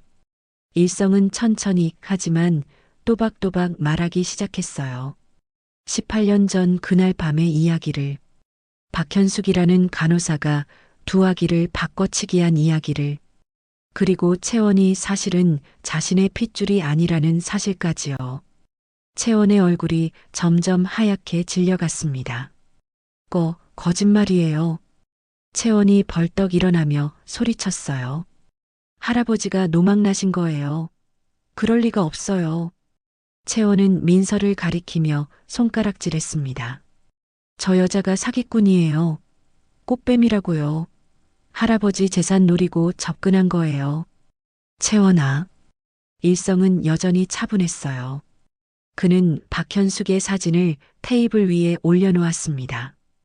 이 사람을 아느냐? 채원은 사진을 보자 말문이 막혔어요. 본 적은 없지만 어딘가 자신과 닮은 구석이 있는 여자였습니다. 이 사람이 내 친어머니다. 박현숙. 18년 전 너를 낳고 나와 내 손녀를 바꿔치기 한 사람이지. 채원은 고개를 세차게 저었습니다. 아니에요. 제 엄마는 내 엄마는 18년 전에 돌아가셨다. 하지만 그건 내 며느리였어. 너를 낳은 사람은 박현숙이고 그 여자는 지금 해외 도피 중이다. 일성은 유전자 검사 결과지를 채원 앞으로 밀었어요. 이건 나와 민서의 유전자 검사 결과다. 99.9% 일치. 의학적으로 확실한 조손관계지. 채원은 서류를 집어들었다가 바닥에 떨어뜨렸어요. 손이 너무 떨려서 제대로 잡을 수가 없었습니다. 안 돼. 안 돼요. 채원의 목소리가 점점 작아졌습니다. 모든 것이 사실임을 깨닫기 시작한 거예요. 그럼 저는 뭐예요? 채원은 주저앉으며 울음을 터뜨렸습니다. 제가 지금까지 누려왔던 건 다 거짓이었단 말이에요? 일성은 대답하지 않았어요. 침묵 그 자체가 대답이었습니다. 채원은 한참을 울다가 갑자기 전략을 바꿨어요. 그녀는 일성의 바짓가랑이를 붙잡으며 애원하기 시작했습니다. 할아버지, 전 몰랐어요. 전 정말 아무것도 몰랐다고요. 채원의 목소리는 처절했습니다. 제발 저 쫓아내지 마세요. 저한테는 할아버지밖에 없어요. 제가 잘못한 게 뭐예요? 전 그냥 태어났을 뿐인데. 일성은 채원을 내려다봤어요. 그의 눈빛에는 연민이 서려 있었지만 동시에 단호함도 있었습니다. 일어나라, 채원아. 싫어요. 제가 친손녀보다 더 잘할게요. 제발요. 채원은 바닥에 엎드려 울었어요. 하지만 일성은 흔들리지 않았습니다. 채원아, 너도 피해자다. 내 생모의 뒤틀린 욕망에 이용당한 피해자지. 일성은 채원을 일으켜 앉혔어요. 하지만 사실은 변하지 않는다. 내가 18년간 누린 모든 것은 저기 있는 민서의 것이었어. 채원은 민서를 돌아봤습니다. 민서는 아무 말 없이 조용히 앉아 있었어요. 그 모습이 채원을 더 분노하게 만들었습니다. 그럼 저보고 어떡하란 거예요? 다 내놓고 나가란 거예요? 그래. 일성의 대답은 단호했습니다. 이 집에서 그리고 내 재산에서 너는 아무런 권리가 없다. 상속도 재산도 아무것도. 채원은 다시 주저앉았어요. 그녀의 세계가 무너지는 순간이었습니다. 하지만 일성이 다시 입을 열었습니다. 18년간 나는 너를 손녀로 알고 키웠다. 그 시간이 거짓이었다 해도 그 정만큼은 진짜였어. 일성은 비서에게 눈짓했어요. 비서가 새로운 서류를 가져왔습니다. 이건 해외 유학 자금이다. 너를 위한 마지막 배려지. 채원은 서류를 받아들었어요. 거기에는 상당한 액수의 유학 자금과 생활비가 적혀 있었습니다. 이것이 내가 손녀로 알았던 너에게 베푸는 마지막이다. 이제 박현숙의 딸이 아닌 내 진짜 인생을 찾아라. 강채원이 아닌 너 자신으로 살아가거라. 채원은 서류를 꽉 쥐었어요. 분노와 슬픔과 절망이 뒤섞인 표정이었습니다. 감사하단 말은 안 할 거예요. 채원의 목소리는 차가웠습니다. 그리곤 자리에서 일어났어요. 마지막으로 민서를 바라봤습니다. 민서가 입을 열려 했지만 채원은 손을 들어 막았습니다. 됐어요. 더 이상 듣고 싶지 않아요. 채원은 식당을 나가며 뒤도 돌아보지 않았어요. 그녀의 뒷모습은 쓸쓸했습니다. 얼마 후 채원은 짐을 싸서 저택을 떠났습니다. 18년간 살았던 집을 떠나는 그녀의 얼굴에는 눈물이 없었어요. 대신 차갑고 단단한 표정만 있었습니다. 채원이 떠난 뒤 저택은 조용해졌습니다. 일성은 서재에 앉아 창밖을 바라봤어요. 옳은 일을 했지만 마음이 편하지만은 않았습니다. 할아버지, 민서가 서재로 들어왔습니다. 괜찮으세요? 그래, 괜찮다. 일성은 민서를 바라보며 미소를 지었어요. 이제 모든 게 제자리를 찾았으니까. 일성은 민서를 앉히고 새로운 서류들을 꺼냈습니다. 민서야, 이제 회사 지분과 재산을 상속할 절차를 시작해야겠구나. 하지만 민서는 고개를 저었어요. 할아버지, 저 받고 싶지 않아요. 뭐? 일성은 놀란 표정으로 민서를 바라봤습니다.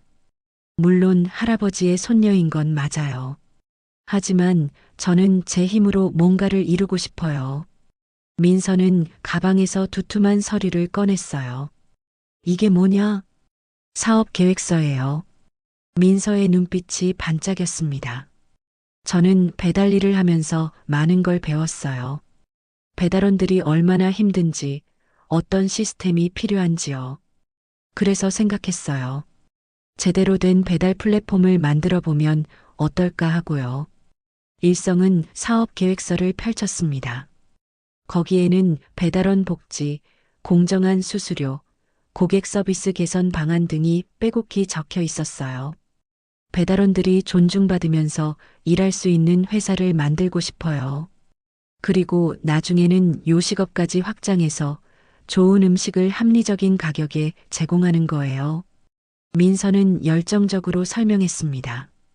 물론 처음엔 작게 시작할 거예요. 할아버지 돈에 기대지 않고 제 힘으로요. 다만 민서는 조심스럽게 일성을 바라봤어요. 조언과 응원만 해주시면 감사하겠어요. 일성은 사업 계획서를 덮고 민서를 바라봤습니다. 그의 눈가가 촉촉해졌어요. 민서야. 일성은 손녀를 꽉 껴안았습니다. 정말 자랑스럽구나. 내가 진짜 내 손녀가 맞구나. 할아버지. 좋다. 내 뜻대로 해라. 하지만 완전히 혼자는 아니다. 내가 멘토로서, 투자자로서 옆에서 지켜볼게. 일성은 민서의 어깨를 두드렸어요. 그리고 실패해도 괜찮아. 할아버지가 있으니까. 민서는 환하게 웃었습니다. 그 웃음에는 자신감과 희망이 가득했어요. 그날 밤 일성은 아들 부부의 방을 다시 찾았습니다. 사진 속 두 사람을 보며 조용히 말했어요. 진우야, 우리 손녀가 정말 훌륭하게 자랐다. 내가 봤으면 얼마나 자랑스러워했을까. 사진 속 아들은 여전히 환하게 웃고 있었습니다. 마치 잘했어요. 아버지라고 말하는 것 같았어요.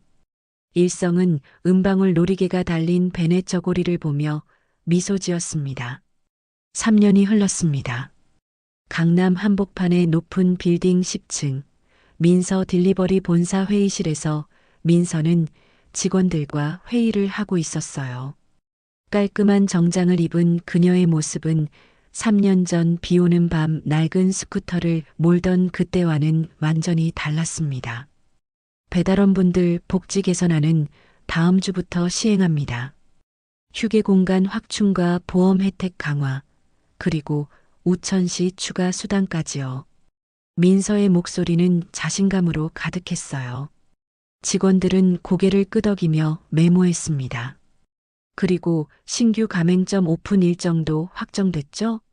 이번 달 안에 10곳을 더 늘릴 겁니다. 회의가 끝나고 민서는 창밖을 바라봤어요. 저 아래 거리에는 민서 딜리버리 로고가 붙은 스쿠터들이 바쁘게 오가고 있었습니다. 3년 만에 회사는 업계의 신화가 되었어요. 혁신적인 배달 시스템, 배달원을 존중하는 문화, 합리적인 수수료.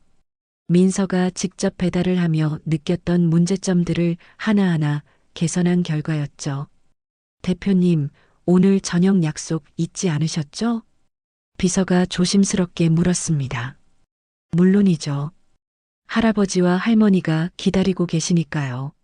민서는 미소를 지으며 가방을 챙겼어요. 저녁 6시 민서는 저택으로 돌아왔습니다.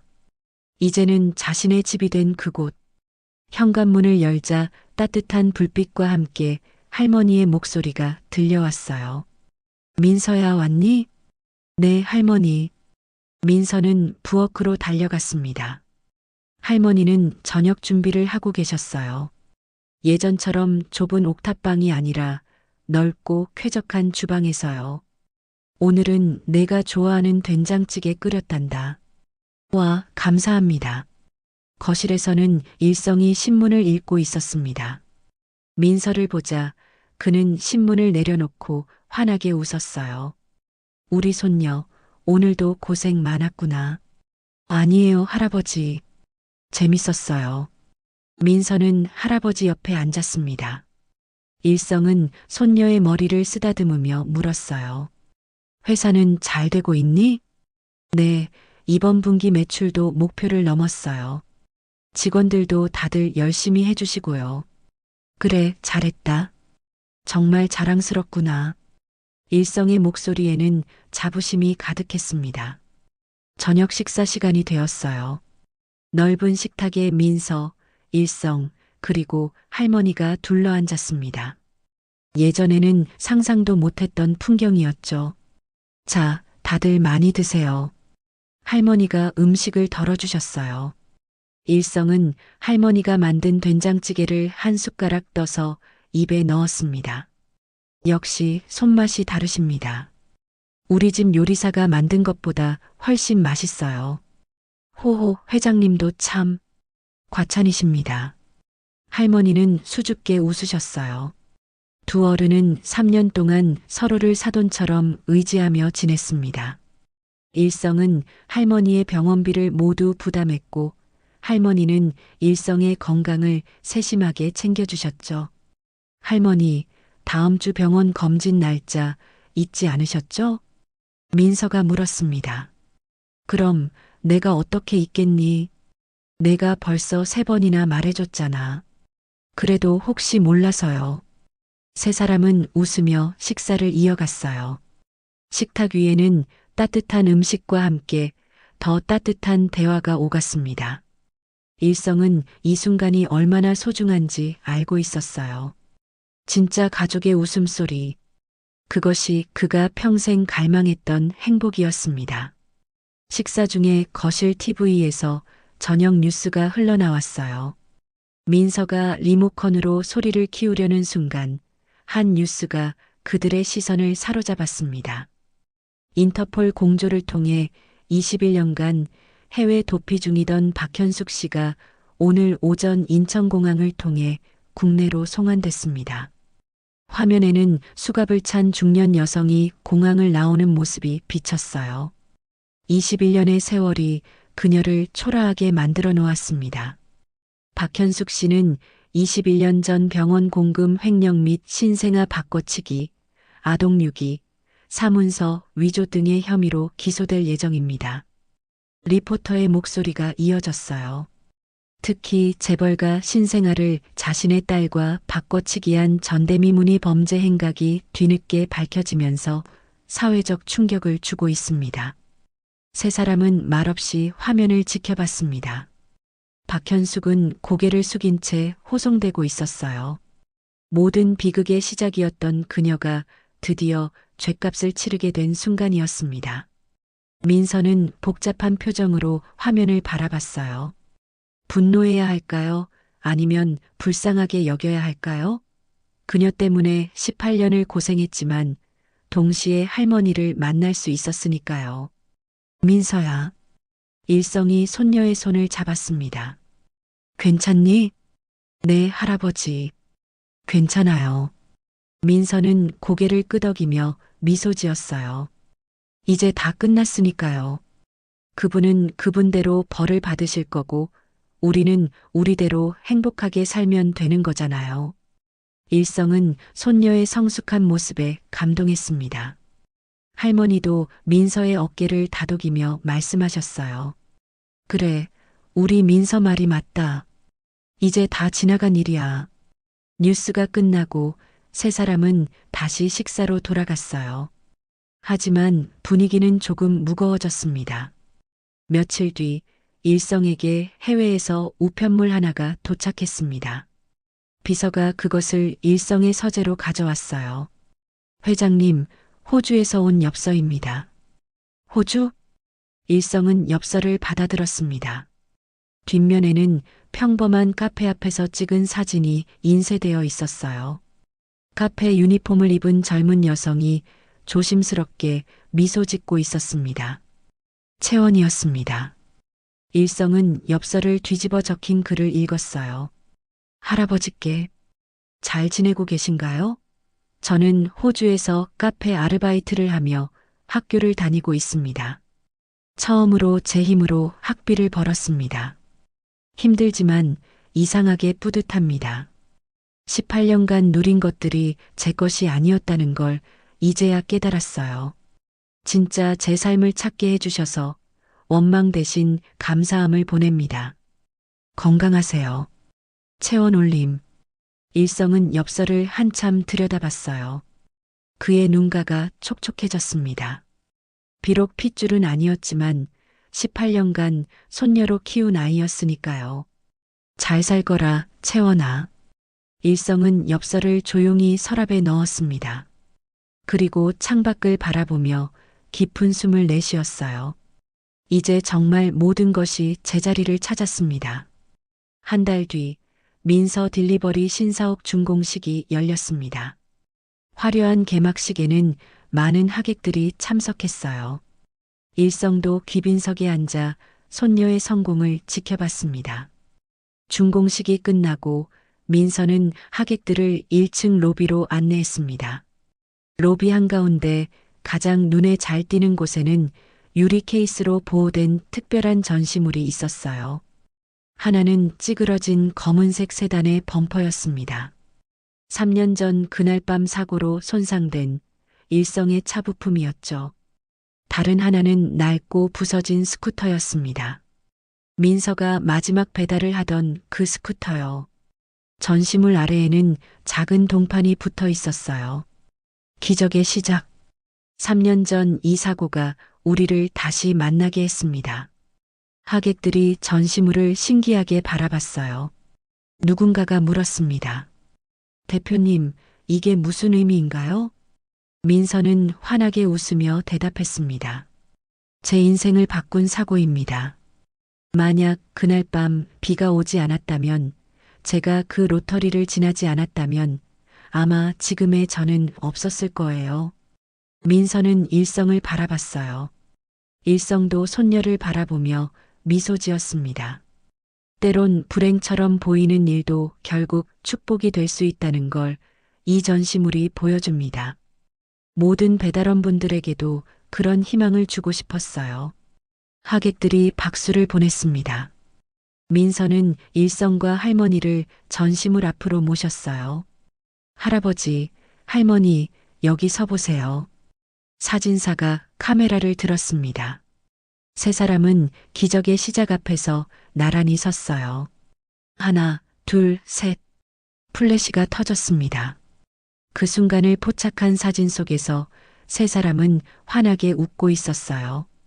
찌그러진 범퍼와 부서진 스쿠터를 배경으로, 하지만 그들의 얼굴에는 행복만이 가득했습니다. 오늘의 이야기가 당신의 마음에 작은 울림을 드렸다면 앞으로도 당신의 나날에 잔잔한 위로가 될 이야기들로 찾아뵐 수 있도록 구독과 좋아요를 눌러주세요. 그리고 사연의 주인공을 위한 따뜻한 말씀도 댓글로 부탁드립니다. 당신의 오늘을 늘 응원합니다. 인생 나날이었습니다.